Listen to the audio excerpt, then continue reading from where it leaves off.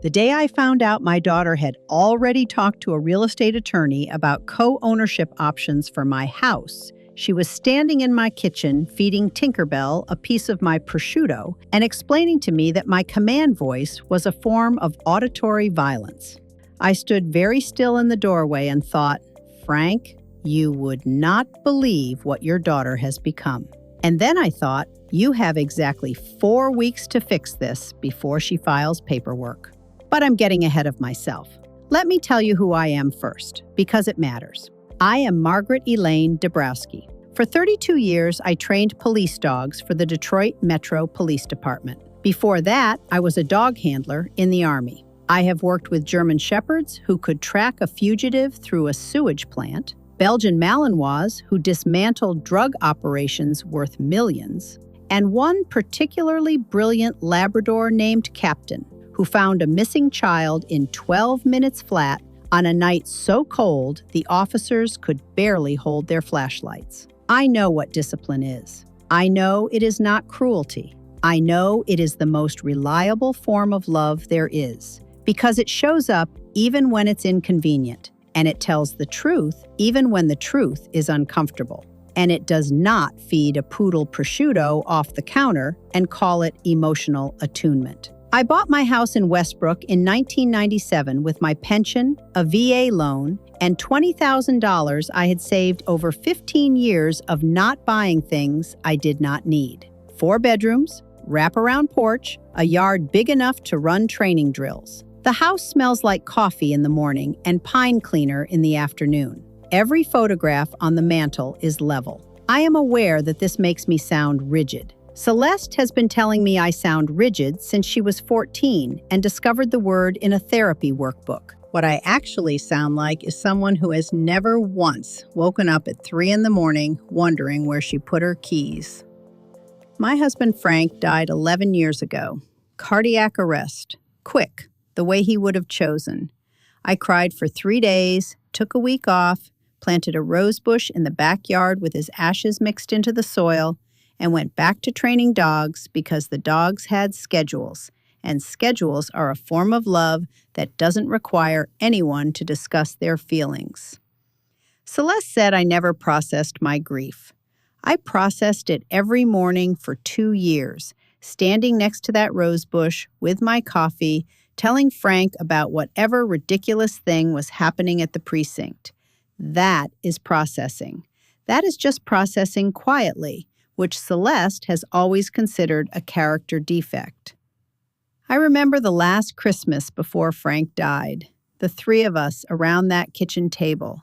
Frank arguing with Celeste about whether astrology was a science, Celeste insisting Mercury retrograde had demonstrably affected her car insurance claim, Frank laughing that big laugh he had, the one that came from his whole chest. She was 24 then and already selling candles online, and already a little lost in ways we didn't have language for yet. And Frank reached across the table and squeezed her hand and said, "You're gonna figure it out, kid." I believed him. I still believe him. I just think figuring it out is taking longer than any of us planned. She called in October to say she and Derek needed to reset their creative energies and would be staying with me for a few weeks while they identified their next chapter. Derek was a content strategist, which I understood to mean he wrote captions for other people's photographs. Celeste had an Etsy shop selling hand-poured candles with names like Mercury in Retrograde and Ancestral Wound Healing. They had been living in a studio in Portland and had apparently decided the problem with their creative lives was not the studio, but the city, or possibly the country, or possibly, I would later understand, the concept of paying rent. I said yes, because she is my daughter and I love her. Also, because Frank's voice in my head said, "Maggie, she needs you," in that particular tone he used when he knew I was about to say something I would regret. So I made up the guest room, put fresh flowers on the kitchen table, and told myself, a few weeks. People change. Maybe Derek had gotten a real job. Maybe Tinkerbell, whom I had met once at Christmas and who had urinated on my wool coat, had developed some semblance of manners. Tinkerbell had not developed manners. Tinkerbell had developed a certified legal status. They arrived on a Tuesday with a U-Haul trailer attached to their Prius.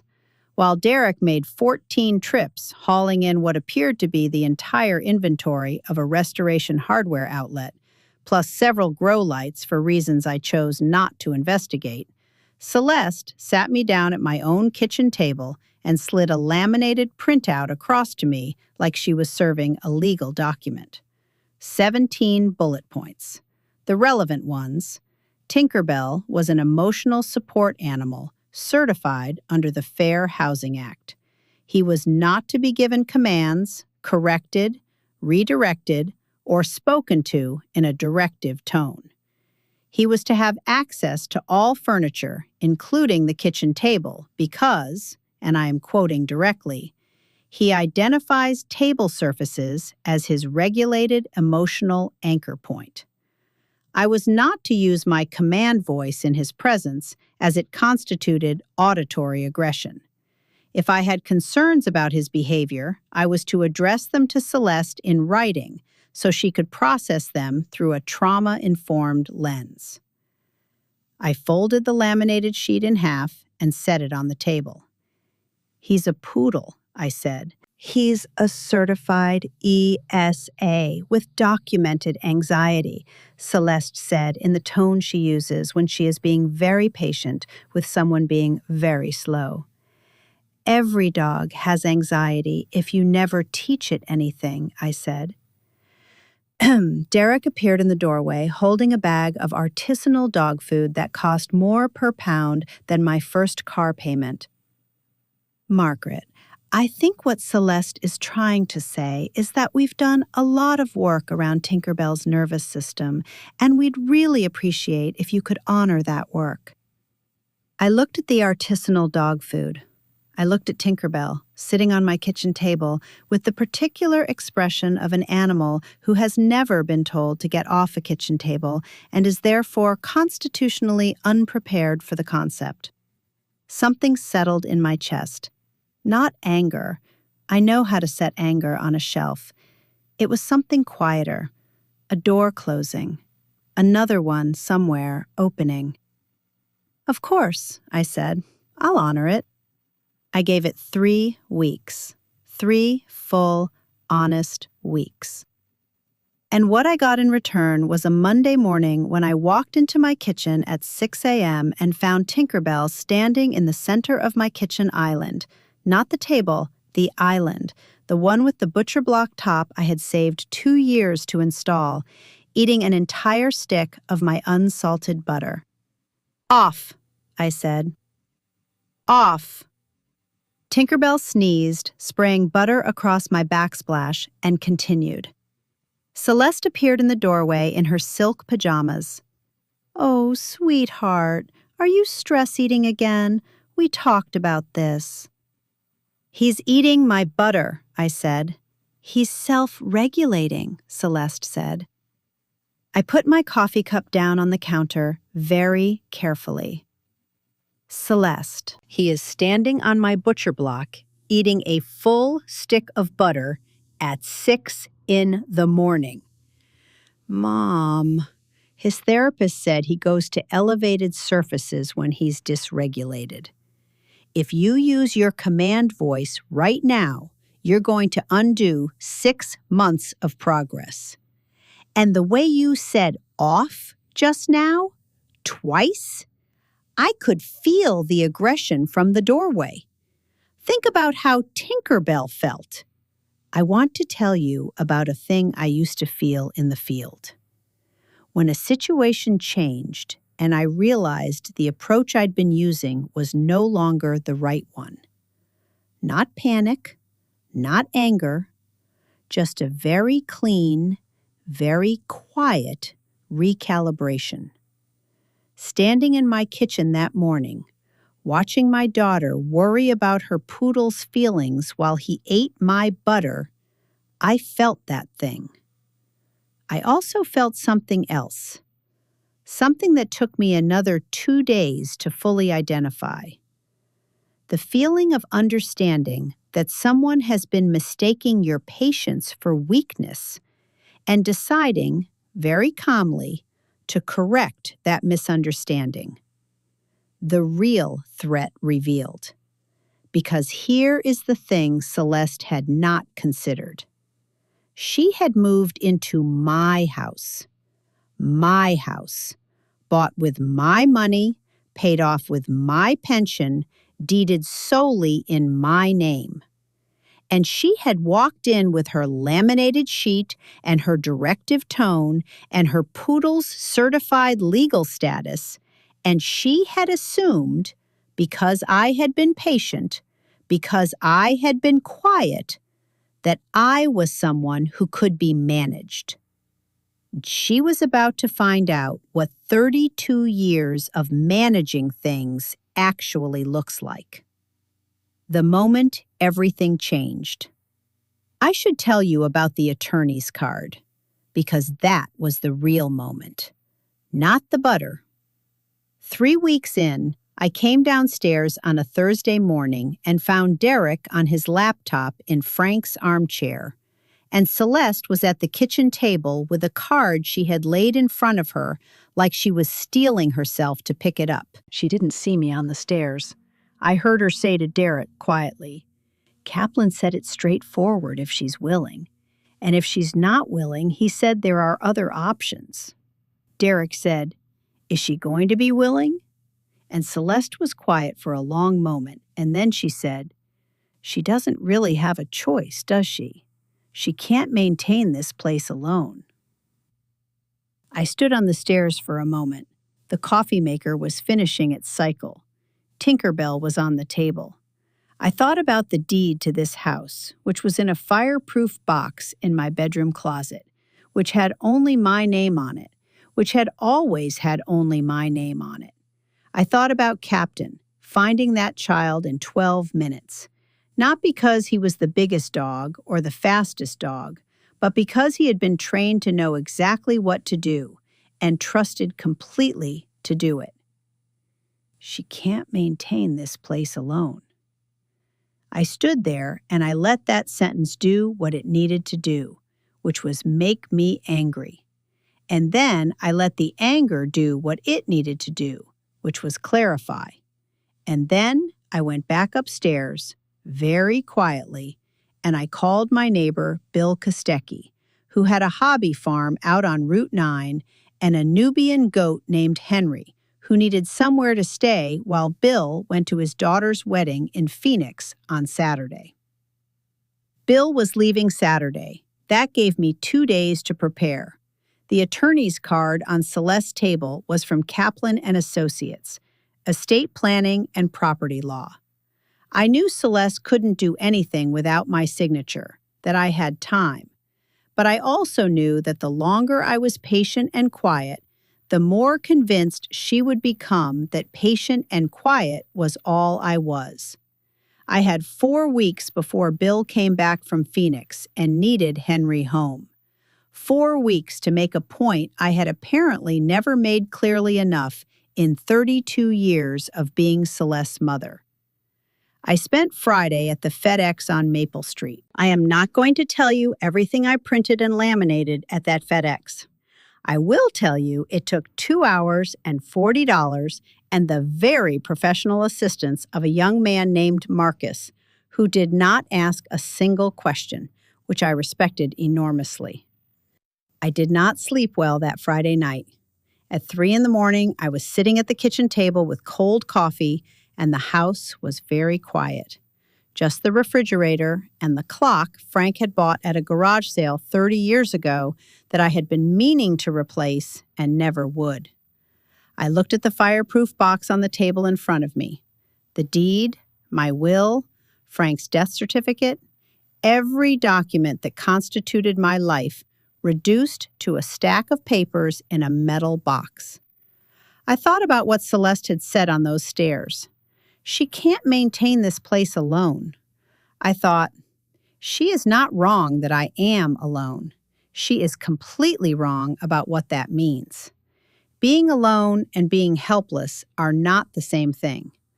I have been alone for 11 years, and in those 11 years, I have maintained this house, maintained my health, maintained my sanity, retiled the bathroom, replaced the furnace, trained 14 dogs, and grown a rose bush from a grief I thought would kill me. I sat there in the dark and I thought about Frank. And I thought about what he would say if he could see this. He would say, "Maggie, you're the most capable person I've ever met, and I've met some very capable people. And also, there's a goat arriving in 5 hours, so maybe get some sleep." I smiled at that. I drank the cold coffee. I went back to bed. Henry arrived Saturday morning in the back of Bill's pickup, wearing a small red collar with a bell, chewing on a strip of burlap with complete professional focus. He was approximately 90 pounds and had the calm, contemplative expression of a philosopher who had seen everything and been surprised by nothing. I had certified him, via a laminated document, as my emotional support goat, prescribed for late-onset anxiety, age-related isolation, and somatic grief accumulation, a phrase I had found on a wellness website and which sounded exactly like something Celeste would say. I settled Henry on the kitchen island on a towel I had already decided to throw away. He examined the space, ate a corner of a dish towel, and sat with the composure of someone who has been placed on kitchen islands before and found them acceptable. Celeste came downstairs at 9:15. She walked into the kitchen looking at her phone, and then she looked up. Henry looked at her. Tinkerbell, who had been on the kitchen table, looked at Henry. A silence occurred that had genuine geological depth. "Mom," Celeste said. "Good morning. That's Henry. He's my emotional support goat. His documentation is on the refrigerator." "You have a goat on the kitchen island." "He has documented separation anxiety, and elevated surfaces regulate his nervous system. The documentation explains everything. There's quite a lot of science behind it." "How are you feeling, sweetheart? Are you getting the vibrational support you need?" Henry ate another corner of the dish towel. You know what? I had the same reaction when you explained about Tinkerbell's anchor point. But then I did the reading. Goats have very complex emotional lives, and Henry can't be spoken to in a directive tone. I'm sure you understand. The documentation is laminated. You can read it while I finish the eggs. Derek found me in the backyard that afternoon.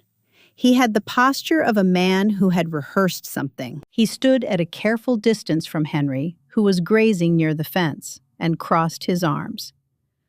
"Margaret, I think we need to have a direct conversation. This goat thing, and I say this respectfully, is passive-aggressive. We came here in good faith. We've been trying to respect your space. And this feels like a response that isn't proportionate." "Proportionate to what?" I said. "To the situation, to Tinkerbell's needs. We just asked for some basic accommodations. You gave me a laminated list of 17 items and told me my voice was aggression," I said, "in my own house, that I own, that I bought before your wife was old enough to drive. That's not. We were trying to set up a framework for coexistence, Derek. I've been coexisting with difficult situations for 32 years. I coexisted with a bomb threat in 1998. I coexisted with a man who had a knife and a Rottweiler in a parking garage in 2003. I coexisted with losing my husband and continuing to live in this house alone for 11 years. A poodle on my kitchen table is not a coexistence problem. It's a training problem. and I'm the trainer. Henry eating something behind them. A long silence. Margaret, I think what we're all missing here is that Celeste she worries about you. She sees you here alone and she worries. I know she does, I said. I also know she called an attorney, so let's not dress that up as worry. The color changed in his face. Not guilt exactly, more like the specific discomfort of someone who has been told something they hoped would not be said out loud. He opened his mouth, closed it. You're welcome to stay, I said, both of you. But this house is not a problem to be solved. It's a home to be respected. There's a difference. And tell Tinkerbell the island is off limits. I shouldn't have to say it again. What I had not accounted for was Sandra. My friend Sandra, who lives 2 houses down and who had lent me Sir Reginald and Lady Bathsheba, had chosen that precise moment to come retrieve her ducks and was standing at the gate with a carrier in each hand, having heard the last 30 seconds of my conversation with Derek through the fence. She did not say anything. She did not need to. She caught my eye over Derek's shoulder, set down the carriers very quietly, and gave me the single slow nod of a woman who has witnessed something that required no commentary. Derek turned to see what I was looking at, saw Sandra, saw her expression. His jaw tightened in a way that suggested he was recalculating how long this story would take to travel around the neighborhood, which, I could have told him, was approximately 48 hours. The ducks have been wonderful, Sandra, very healing. I'm sure they have. She picked up her carriers and left. Derek went inside without another word. By Wednesday, I had made 3 additional acquisitions.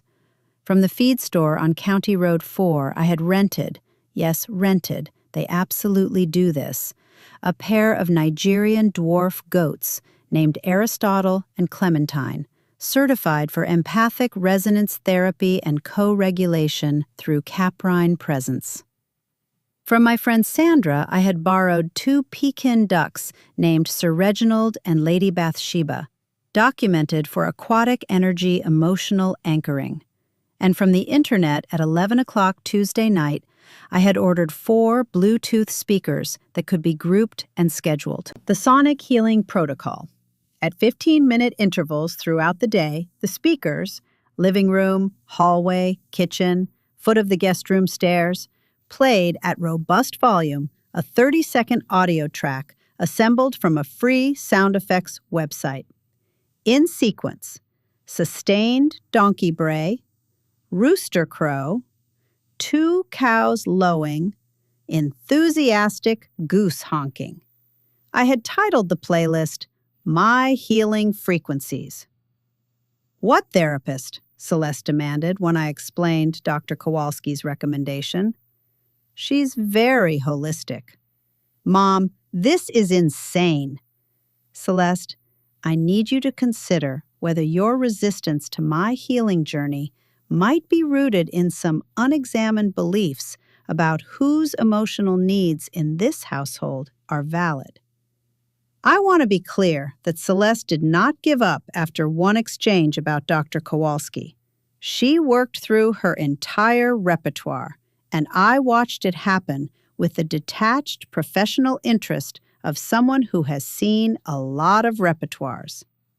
Stage 1 was sweetness.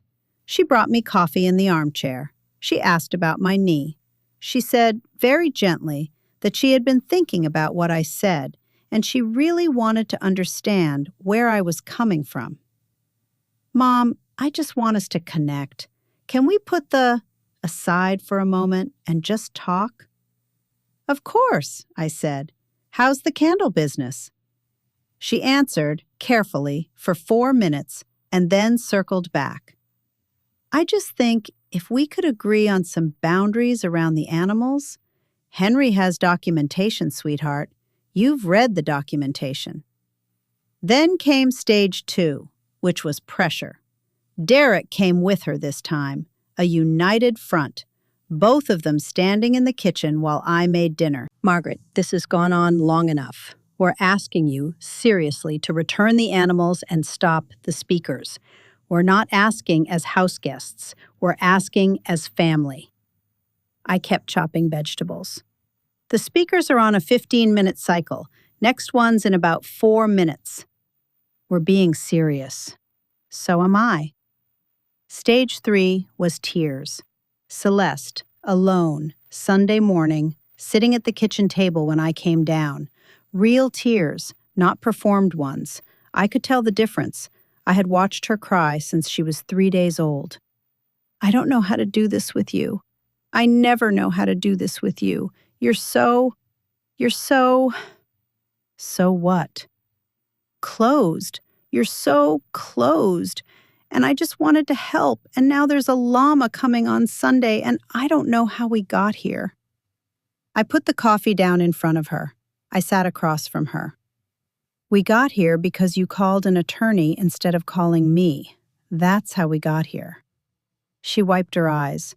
She didn't answer, which was its own kind of answer. Stage 4, which came on Tuesday, was the threat. She said it quietly, almost to herself, as I was passing through the living room. I could just call Kaplan. We could sort this out properly, legally. I stopped walking. I turned around very slowly.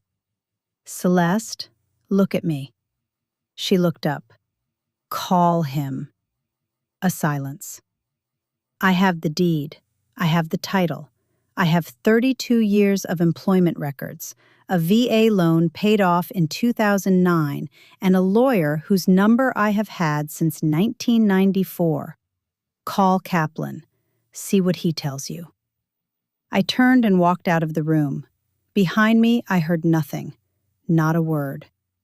That was the end of stage 4. There was a Thursday evening, midway through the second week, when I thought perhaps I had made my point.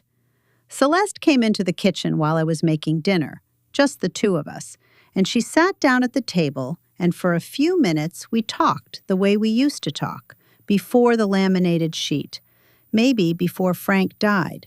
She asked me about Captain.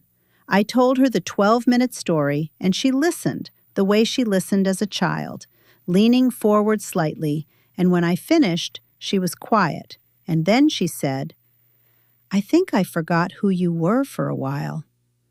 I put down the spoon I was holding. I thought, there it is. I thought we were about to have the real conversation. Then her phone buzzed. She looked at it. Something shifted in her face, small but unmistakable, the way a room changes when a cloud passes in front of the sun. She typed something quickly. She put the phone face down, but not before I saw the name at the top of the screen. Kaplan. She looked up and her face had rearranged itself. Should we open some wine? I finished making dinner. I was pleasant. I poured the wine and I thought about Gerald. Gerald was my neighbor's 22-year-old grandson, between semesters at community college, who had expressed willingness for $50 to wear the full-body chicken costume he had worn for Halloween 2 years previous. Yellow, impressive comb, eyes that looked in slightly different directions. I had prepared documentation certifying Gerald as a human somatic support presence, providing grounding through anthropomorphic avian energy, with a therapeutic mandate requiring him to follow me at approximately 6 feet, fanning me with a paper fan from the dollar store. I told Gerald to be natural. Gerald was entirely natural. He walked, he fanned. He occasionally produced small clucking sounds I had not requested, but appreciated artistically. Celeste found us in the hallway on Saturday at 11 a.m. I was coming downstairs. Gerald was following, fanning. Aristotle was coming up the stairs behind us because Aristotle had identified the staircase as his preferred regulatory environment, and there was documentation to that effect. Celeste stood at the bottom of the stairs and looked at the procession. Her mother in a housecoat, followed by a person in a chicken suit, followed by a Nigerian dwarf goat. His name is Gerald. He's my human support peacock. His presence stabilizes my aura. I know he looks like a chicken. The energy is peacock. So donkey sounds beginning their 15-minute cycle. Derek upstairs saying something that ends with, enough. It was Saturday night, the night before Mrs. Halloran called, and Celeste came to find me in the backyard. I was with Henry. He liked the yard in the evenings, something about the light. And she came out without a jacket and stood a few feet away with her arms crossed, not against me, against the cold. For a while, neither of us said anything. The yard was dark except for the kitchen window and the back porch light, and Frank's rose bush was just a shadow against the fence. Mom, why can't you just let me help you? I'm not stopping you from helping me. You are. Every time I try to get closer, you deploy a goat. I did turn around then. She looked cold and tired and younger than she had looked in years, standing in my backyard in October without a jacket. And I thought about all the times she had stood in this yard when she was small, in various states of cold and tired, and how my job then and my job now was fundamentally the same job. Tell her the truth and make sure she's warm. Come inside, I said. I'm not done. I know. Come inside and be not done in the warm. She followed me. We sat at the kitchen table with tea, and I told her the thing I had not yet said directly. That I knew she was scared, that I understood why, that her father's death had scared me too, and it had scared me for her, and there was no clean way through that fear, only through it. She listened. She didn't argue. And then she said the thing that I think she had been trying to say since October, since Portland, maybe since Frank died. I don't want to lose you, too. I put my hand over hers on the table. The kitchen clock ticked. Henry's bell rang faintly from the yard. You're not going to lose me. I'm the most stubborn person you know. She almost laughed. That's true. It's extremely true. Now go put a jacket on. You're making me cold just looking at you. The police were called by Mrs. Halloran next door at 2:30 on Sunday afternoon, approximately 4 minutes after Dolores, a llama from a petting zoo in Howell, available for single-day rental, put her head out of the second-floor guest bedroom window at close range to Mrs. Halloran's kitchen window. Mrs. Halloran was 74. She had not been warned. I heard the cruiser before I saw it. I smoothed my housecoat, picked up my folder, 7 laminated items, including Gerald, and walked to the front porch. 2 officers, young, one trying hard to look like he had seen everything. The other looked at Gerald, who was standing behind me with the fan clucking softly, then looked at his partner with an expression that communicated an entire conversation in half a second. Ma'am, we received a call about a large animal in a second-floor window.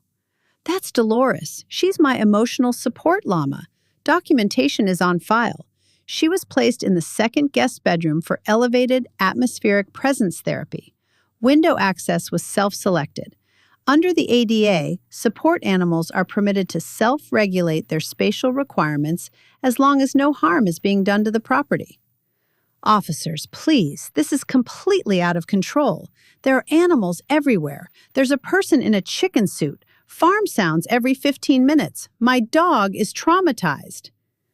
Tinkerbell is a certified ESA. If he's experiencing distress, it may indicate unresolved issues in his therapeutic protocol. I served this country for 32 years. I own this property outright. These animals and Gerald are certified support presences per the spirit of the ADA and the Fair Housing Act. My daughter and her husband have been residing here since October under a verbal agreement. Tinkerbell is permitted on my kitchen table under the same regulatory framework I now apply to my own support animals. What's sauce for the goose is sauce for the goat. Ma'am, As long as the animals aren't causing harm to persons or property and you own the residence, there isn't a great deal we can do here.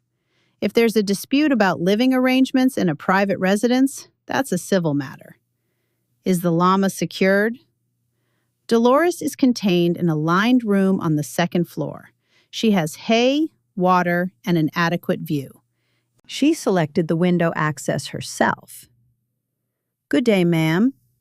Gerald fanning, the officer shaking his head, the small private shake of a man storing something for a dinner party story, and getting in the car. The real conversation, no performance now. What happened on my front porch after the police left was not a fight. Derek did the anger, the reasonable man voice, the "this has gone too far," and I let him finish because he was not wrong that things had gone too far, only wrong about the direction from which they had gone. Then Celeste, and her approach when Derek finally ran out of steam was not anger. It was something quieter. The voice she uses when she stops performing and starts being real.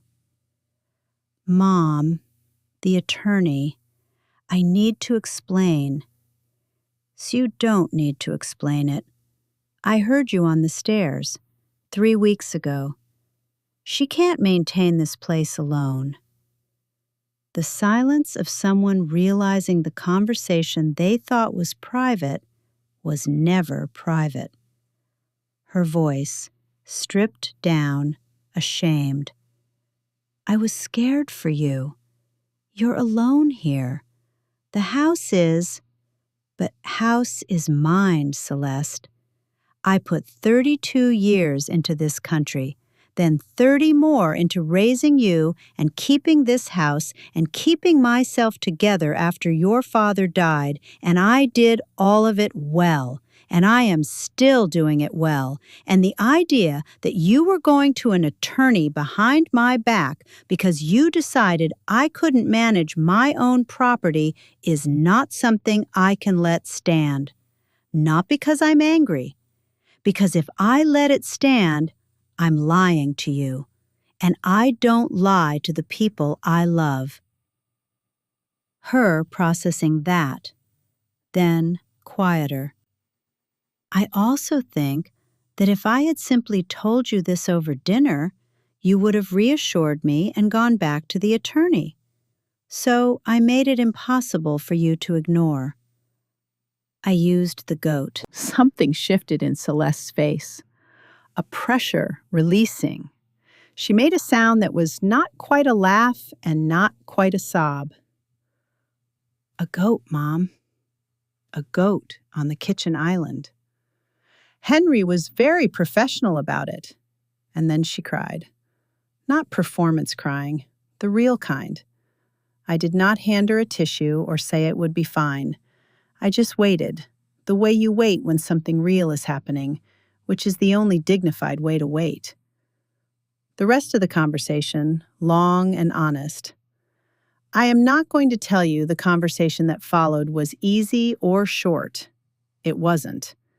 We sat on that porch for a long time, into the evening, after Gerald had gone home in his chicken suit with his $50, after Aristotle and Clementine had been returned to their pen, after Dolores had been collected by her petting zoo owner, who found the whole story extremely funny.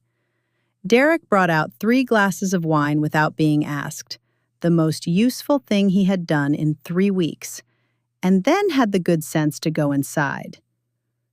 The real things finally said. Celeste told me she had been watching me alone in this house for 4 years and had been terrified in a way she didn't have language for. I told her that the terror I understood, and that the attorney I did not, and that if she was scared for me, the right move was to say so, not to plan around me. She said she had tried to say so, and I had said I was fine, and I hadn't seemed fine. I thought about that. I said, maybe you were right that I wasn't fine, and maybe I was right that the attorney was wrong, And we could probably hold both of those things at the same time. A memory surfacing gently. I thought about Frank at that Christmas table, squeezing her hand. "You're going to figure it out, kid." I thought he was right. I thought she was still in the middle of figuring it out, and that the figuring out looked messy, and sometimes looked like a laminated sheet, and sometimes looked like an attorney's card on a kitchen table, and that my job was not to fold around it, but also not to run it like a training exercise. My job was something harder. My job was to stay. They stayed 3 more weeks, different weeks. Tinkerbell came back to the kitchen, and the first time he put his paws on the island, I said, "Off," once, without heat. He looked at me. He got down. Celeste watched from the doorway with the expression of someone seeing something they had been told was impossible prove itself possible in a small, undramatic way. Derek moved his calls to the back porch. I replaced the rug. The attorney's card disappeared from the kitchen table. Neither of us mentioned it again. The morning they left, I made breakfast. Eggs, toast, fresh coffee.